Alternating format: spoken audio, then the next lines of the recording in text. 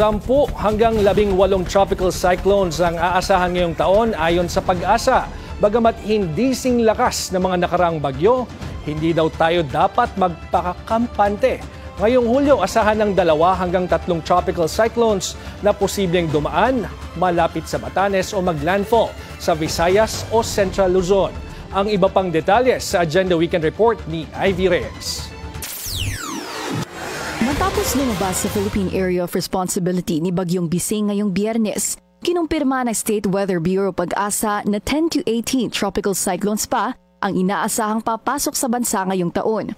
Ayon kay Pag-asa Deputy Administrator for Research and Development Dr. Marcelito Villafuerte, hindi sinlakas ng mga bagyo noong 2024 ang inaasahan nila ngayon. Pero hindi ibig sabihin nito magpapakampante na tayo. Maging mapagmasid pa rin daw sa panahon, lalo na ngayong tag-ulan.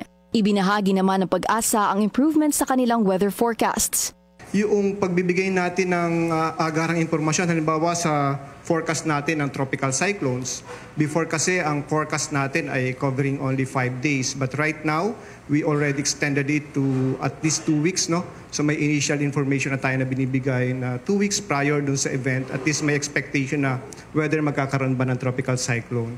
Mayroon namang seryosong babala ang Pag-asa tungkol sa klima. Nung nakaraang mga taon po, maalala natin active ang El Nino at that time. So that's why earlier period na kung saan doon talaga na-expect yung epekto ng El Nino. With La Nina kasi na-expect naman natin more precipitation or more rainfall. Paliwanag ni Villafuerte, ang painit na temperature nagiging climate trend na humahantong sa unpredictable weather patterns.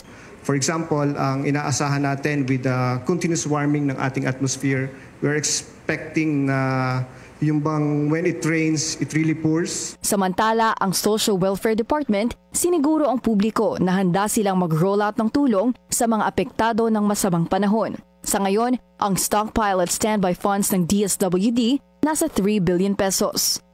Tag-ulan na kaya todo kay dumano ang DSWD para kumbinsihin ang mga street dweller na subilong sa kanilang himpilan dahil mapanganib sa kalye. Pero sa pinakahuling datos nila, hamon pa rin umano ang paghimok sa mga ito dahil sa 10,000 homeless individuals na kanilang nilapitan, aabot pa lang sa 6,000 ang tumanggap sa kanilang tulong. Para sa Agenda Weekend, Ivy Reyes, Billionaire News Channel.